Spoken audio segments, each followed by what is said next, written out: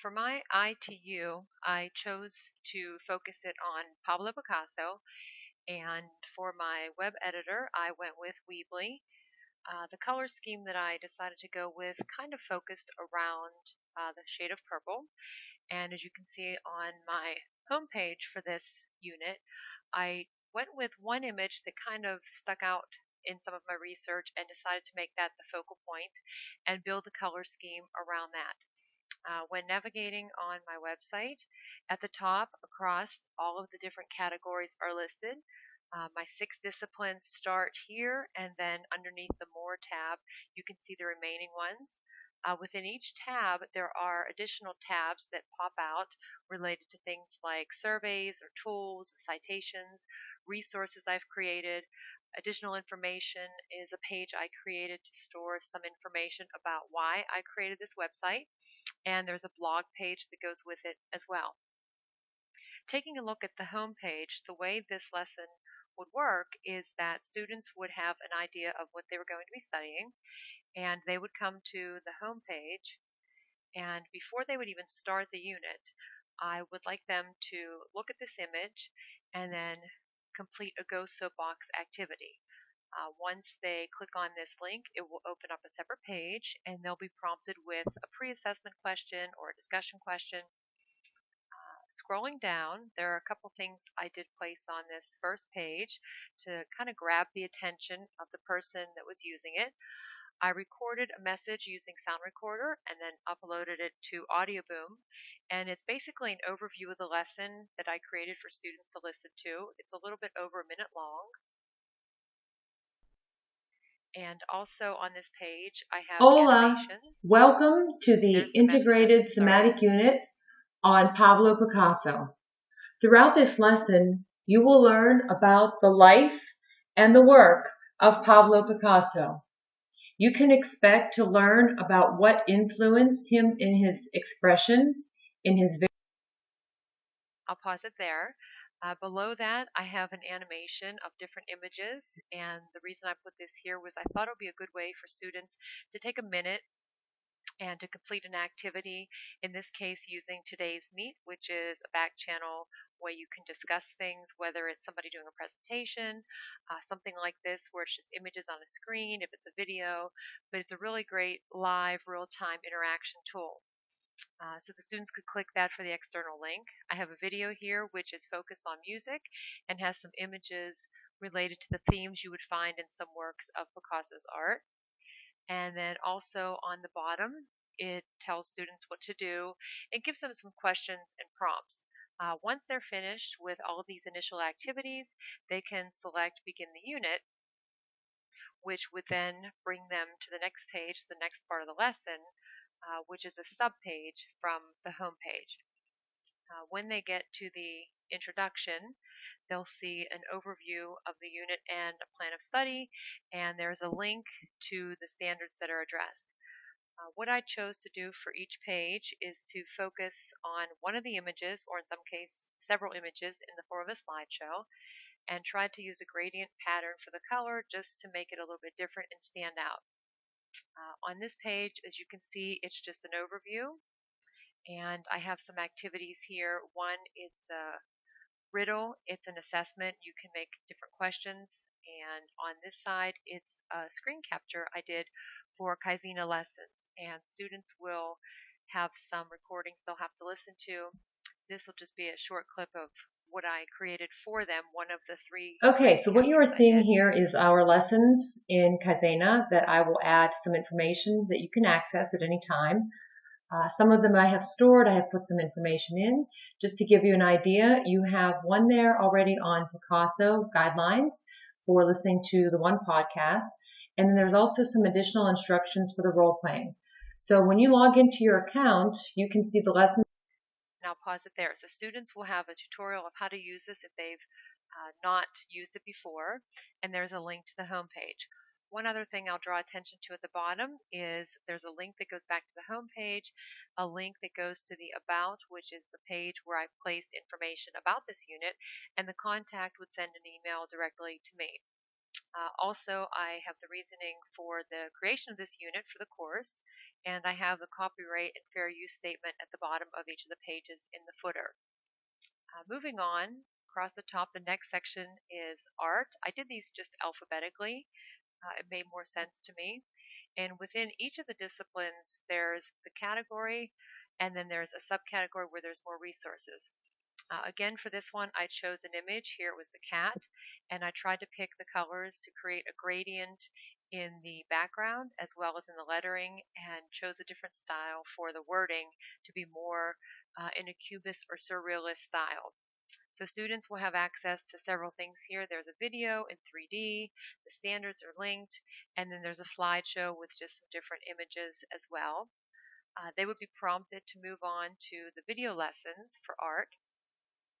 This page, I highlighted a different type of the art style when he did sculptures, and on the intro to art and the lessons, I have two videos, Cubism or Surrealism. Students will be prompted by some questions, and then at the bottom, after they view them, they would then go to a slideshow presentation I found, and there's a link. And then after viewing it, they have two different places they could share their thoughts, either on the blog page, which is on our website, or they could go back to the Today's Meet for the back channel discussion, which is nice because it does keep the transcript, and so all the comments are there. This page is probably one of my favorites for the English and the descriptive writing. We have wiki spaces. They can link directly to that and post some comments. But this one, again, I went with a gradient pattern and tried to highlight the picture colors that were featured and chose the different angles for that one. For English, students will be working on their narrative skills, on blogging, have some different tasks, and writing some paragraphs. One other element that I added into this is podcasts. So I did find two different podcasts for the students to listen to. I added a link of how to create a podcast, and then the standards for the English language are located at the bottom. Students will have an opportunity to listen to these podcasts in this unit. Those are two, and there's also another one that's actually called Picasso Speaks, in which it is somebody portraying the role of Pablo Picasso and explaining why he chose to create things as he did. The resources for English, I replicated that picture, and then I also put some helpful links at the bottom for citations, dictionary apps, an essay checklist, which is also an app, and then I did create two separate worksheets for the unit with some guiding questions and gave them some additional tips there also on the right. For geometry, the focus was going to be on identifying shapes and forms in 2 and 3 dimensions. And for this part, the students would use some knowledge they already had developed in geometry, and then use the works of art of Picasso to identify these shapes in his art, to develop some mathematical equations by taking the shapes, giving them sizes, and then using two things actually for this portion, either S'more, Canva, or Pick the Chart to create an infographic. And here on the right, you can see a sample one created with S'more. And then they also will use their problems and create an educreations lesson and explain how they did it, and they can incorporate a picture of their infographic into the lesson. I also gave some steps, and then I did put the links for those 3 infographic tools, and then the standards are described briefly, and then there's a hyperlink to the additional link to the standards later on.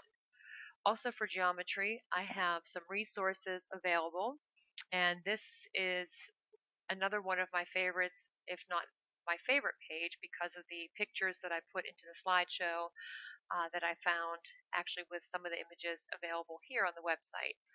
I just like the coloring scheme of them, and I thought they went well with the theme, and also with the shapes incorporating with geometry.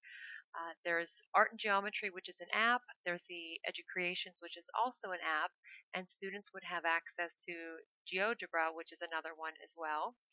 There's a video they can watch, and then there's just a picture just to show some of the things that they should look for and prepare them for a scavenger hunt to find shapes in the school, which would be done using something like Appear In, which is for conferencing, similar to Skype. And there's the standards. Next is history, and the theme in history is comparing what was going on in Spain in 1937 when the Battle of Guernica occurred, and relating it to what was occurring in the United States and in the rest of the world at the same time. In foreign language study, it's important to make connections throughout the world as well as in any other class to develop a global understanding and become globally aware. So I thought this was a great way to do it through art and seeing how somebody would express themselves through artwork based on what was occurring in society and the politics and the cultures at the time. So for some of the apps and things available, there's BrainPop, which has a nice little video and some activities that the students would watch and complete. There's a link to information about General Franco. And in this part of the unit, students will be comparing the timelines of what was happening in Spain and the United States. And there are two that they would use for creating their timeline. There's Dippity, which is here on the left, and there's TikTok, which is on the right. The interesting thing about this is they have many options, but the one on the right side, TikTok, they are able to practice their 2D or 3D skills by creating a timeline in one of those styles. So the one I created, and you can see, is done in a 3D style. And there's some prompts here for whenever they're finished, they can click to move on to the next portion, which has a documentary and other videos. And actually, I incorporated a short question survey about their thoughts up to this point. Have they changed? Did they find anything else that would help them? And then I also put a link to the blog page for them. On this one as well, I had a slideshow with a gallery walk showing the work of art Guernica. Under more is where you would find Spanish and technology, which are the last two of the disciplines. This page, I made it kind of vibrant. I had incorporated a 3D video, some different pictures, and gave the students an overview of what they would be doing in this unit section. They'll review some vocabulary from other levels of Spanish because looking at Guernica, they would identify different objects and review vocabulary. The 5 C's of the actual standards would be integrated as well. For assessments, they will be listening to podcasts, they will be creating some kind of a role play and focusing on their narration skills, just like in English, but of course in Spanish, and doing some assessments using tools like AudioBoom, Audacity, or Google Voice. And when they finish the initial portion, they would click to go on to the next part of the Spanish lesson, which brings up some culture and another overview. This is another screen capture I did on how BrainPop works, so students can play it and get an idea of what they need to look for when Okay, so completing one this of the part. things that you have available to you during this lesson is the BrainPop activity on cubism. You can click here and play the movie, and it will talk about cubism. It has a question posed Wow, what a for the cool two looking hosts mirror. of this I bet show. it's cracked. Yeah. Okay, so I'll pause it there, and you can see around cubism, and there's some different activities that the students would participate in. The standards are linked below. And this, like I said, was another screen capture, and once they're finished with it, they are prompted to do the next activity for the class. Technology was the final discipline, and in technology, they will integrate all of the disciplines and select some works of art to create an Adobe Photoshop poster or something similar using the pieces they've chosen and developing a theme and representing some style of cubism or surrealism. If they are not sure and need some extra help, there's a link to help with Photoshop. And there's also a cool tool that's called PicassoHead, and students can have some fun creating something in the style of Pablo Picasso. I again put the animation there just to re-trigger some thoughts of some images in case the students needed some recollection. When they're finished with this portion, which would have additional information provided as needed through Edmodo, and I have to go back here. That's how they would create the animated ones. But the next portion of technology is the videos or other resources. So the videos for this part of the unit, there are several. There is one on Pablo Picasso so they can see some of the works of art. There is a SlideShare presentation created that shows Pablo Picasso at work.